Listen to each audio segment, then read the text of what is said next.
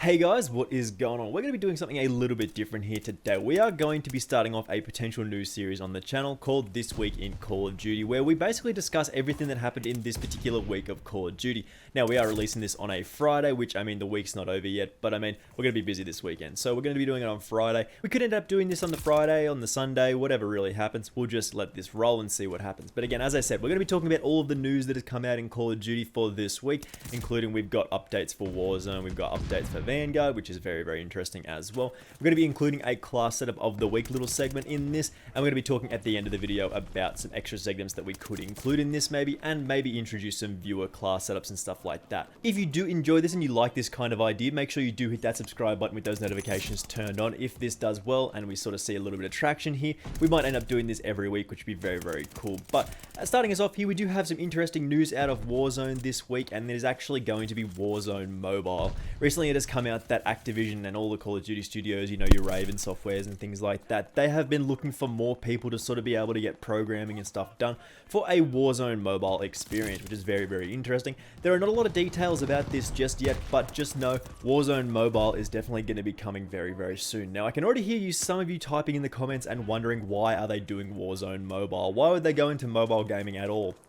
Well, a little bit of a cursory glance, I looked at the highest grossing games in 2021, and I think I had to scroll down to like number 12, 13, or 14 before I found a non-mobile game. Now, technically it's still a mobile game because it was Fortnite, but I would guess still a fairly significant majority of people do play Warzone on consoles and PC and stuff like that. So I guess it's still categorized as a mobile game, but that is technically why they are looking at moving into the mobile gaming experiences, mostly because of that money, man. It makes sense, they want to make some more money, and this is pretty much the easiest way to allow them to do that, and hopefully this ends up being a little bit of a cool experience. I know that PUBG on the mobile was cool for a little while, and I know a lot of people do still play that, so that is an interesting little tidbit here. There's no real news about when this is coming out or anything like that, or exact details or anything, but Warzone Mobile coming fairly soon, I believe. Moving on here, we did actually get an update to Warzone today, which did include some sniper balance changes. We will flash up the screenshots on the screen at the moment of the exact details as we are reading this, but Sledgehammer Games did come out today with a little bit of an update that does change some of the sniper stats, which is actually very interesting here.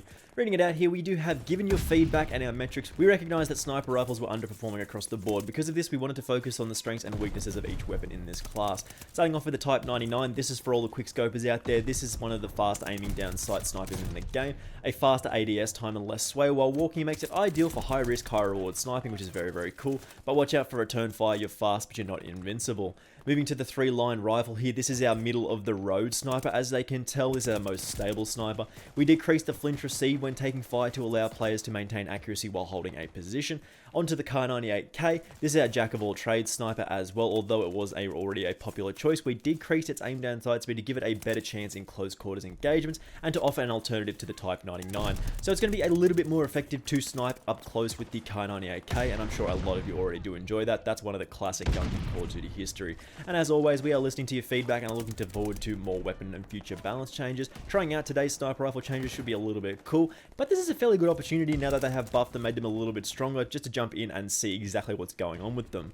The exact details for some of these changes are available on the Sledgehammer Games website, and we will leave a link to the patch notes in the description below. But notice that there are actually some interesting details here. Something like the Type 99 decreased ADS time from 498 milliseconds to 400 milliseconds. So we're actually seeming to get a little bit more detail with some of these patch notes, which I've been calling out for a little while. We did actually make a video the other day sort of ranting about the things in Call of Duty that Sledgehammer does do wrong with Vanguard, and actually having more detail in this sort of balance update with the patch notes is very cool. Moving on here, it's very important to remember that Cold War did actually get content this week. I almost missed this from this week's video, like this week in Call of Duty. I almost missed this somehow. The Vargo 52 is now unlockable, plus WMD is definitely going to be getting added to the game fairly soon, but it did of course get delayed. I'm not 100% sure exactly when that is going to be unlocked or available or anything like that. I don't think it's in the game yet as of recording this, which is a little bit of a shame because always new map content in these games is always going to be a cool thing, but again, we haven't got that yet as far as I can tell. But the Vargo 52 does seem to be a pretty good assault rifle in that game at a 300 millisecond time to kill with very easy to control recoil.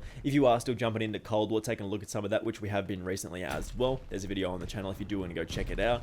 But I mean, the Vargo 52, a really good addition to that game with a 300 millisecond time to kill. A lot of fun to run around with that thing. Go test it out, go unlock it. It's fairly easy to unlock as well. Go try it out because it's a lot of fun here. There was also a little bit of a mention of a COD merch shop, which is actually fairly interesting as well. I know a lot of you guys out there are looking for Call of Duty merch. You can't really find too much of it, so with it officially licensed Call of Duty merch, that's going to be a pretty easy place for you to find that. It's fairly common for Activision and Blizzard and stuff like that. Have these style of merch stores. They've got them for pretty much every one of their major categories, and to not already have a COD merch shop, that's pretty dropping the ball there. So this is pretty much a long time coming, and if you are interested in COD merch, I'm sure you're going to be able to find some very soon. I wanted to include a little bit of a segment in this video talking about my favorite class setup from this week, and it's hard to go past the Whitley. We could have included this as the Vargo 52, but I really do think the Whitley is easily the best gun in Vanguard at the moment, so we're going to talk about that a little bit here. Starting us off here, we do have the Mercury silencer in the front of this class setup with the muzzle for the sound suppression and the recoil control.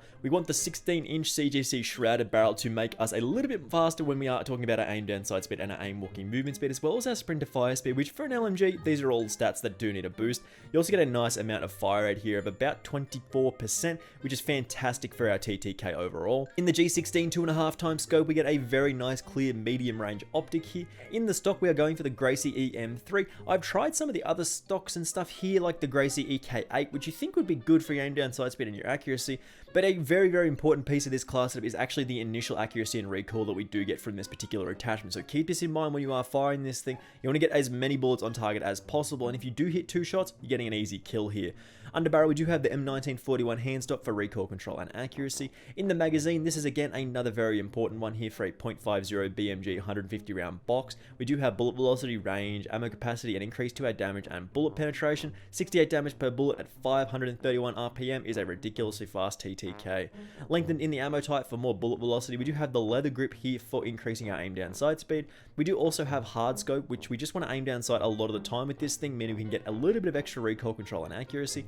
And we round this off with kit, which is surplus because we are still leveling this thing up, but typically you will want to go with fully loaded here for the maximum starting ammo. If you've not already tried the Whitley out, make sure you jump into Vanguard very soon, because this thing is an absolute machine in the Season 2 update and is unlockable very easily from the Battle Pass. Now, if we were to make this a little bit of a long running series with This Week in Call of Duty, if you want to stay up to date with all of the news, I'm going to need a little bit more content and ideas from you guys. I mean, I want to know what you guys want to hear about and what you guys want to stay up to date with in the Call of Duty community, whether it's Warzone stuff, whether it's even Pro League content. If you want to see me take a look at the scores and see some plays and stuff like that, see what happened, we could end up doing that. Maybe try and keep you guys up to date a little bit with who's winning, who's on top of the ladder and stuff like that, maybe results. If you do want to see me cover that, that could be pretty cool. We could also get some viewer class setups featured. If you want to leave me a class setup in the comments of these videos or any of my other videos, we could take a look at them in the viewer class setup of the week or something like that.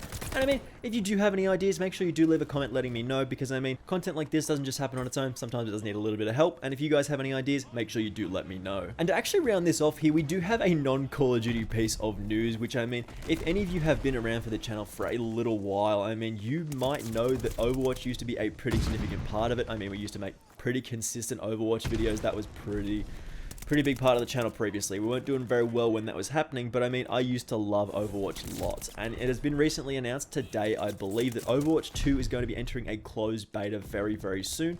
I believe that's going to be occurring at the end of April, which is super exciting. Overwatch fans, including myself, have been waiting a fairly long time to be receiving some Overwatch 2 news, and now it has come out today that they're going to be releasing an Overwatch 2 closed beta at the end of April, which is very exciting here.